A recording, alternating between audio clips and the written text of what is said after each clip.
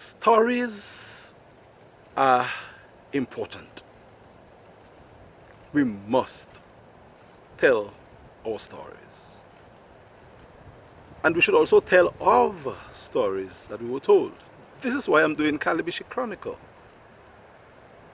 Because I cannot recall in a formal setting that the Calibishie story had been told. I lived the Calibishie experience,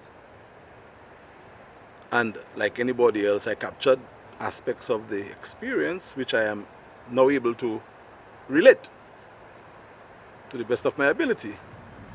And based on the feedback I've been getting from my peers, Calibishie folks, community residents, schoolmates, we are on point with the approach and the information that we are giving out.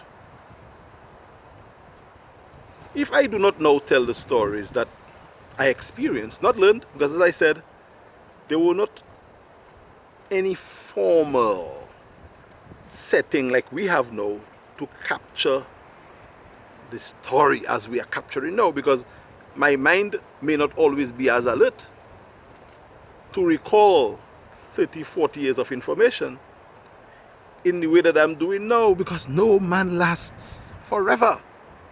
But at least I'm capturing it now, so the stories will be told in the future. The younger people from Calibishie who are in their 20s are a generation apart from me. I was not told official stories, but I have the ideas in my head. If I don't tell the stories now, what stories are you going to pass on to the next generation about my time and my mother's time and my grandmother's time?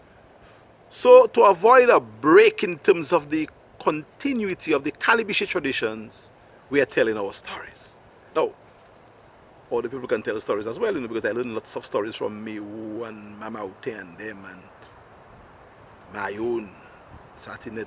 I can tell you people who told me stories, but the stories are not documented anyway. They're in my head, so I'm putting them out, so that at least we can connect this last generation of Cedric and Chase and these people, and by so doing, connecting the generation to come.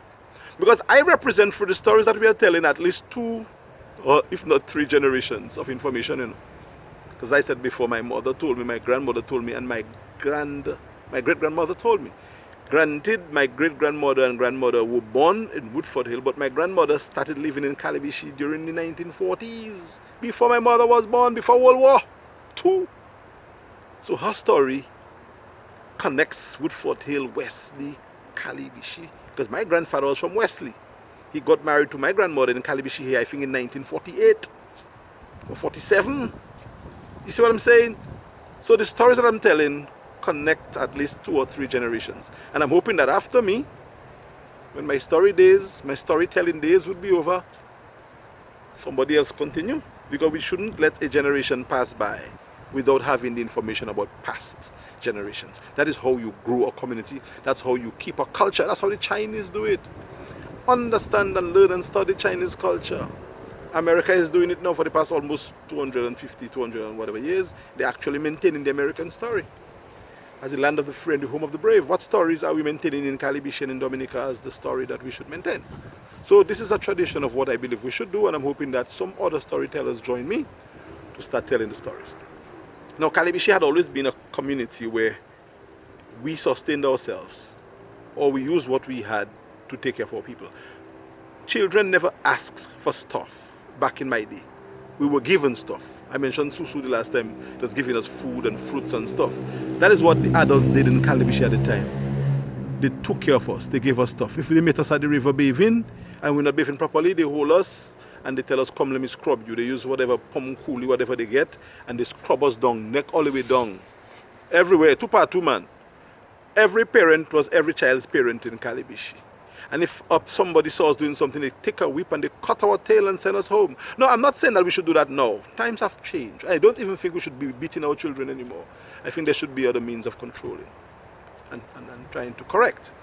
But I'm saying this to mean to understand the psyche of the society, the discipline that we had, and how involved we were as a community.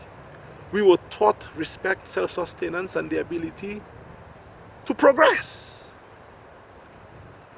And on the next episode, I will continue that discussion because we only do 5 minutes per episode, and we'll speak about a number of different areas.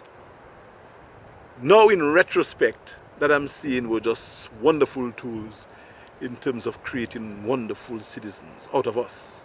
People like me, Scott, Alvin, McKinney, Fleming. I mean, an amazing brother. Earl and these guys might have been a couple of years beyond us. Earl, Gary, Eco, Percy, these guys. But when I'm talking about my immediate clique, Fleming, Quail, Scott, Alvin, Jeff, and the list goes on. Smello, Pippi Reed, Guive, Apa, Pin, these guys.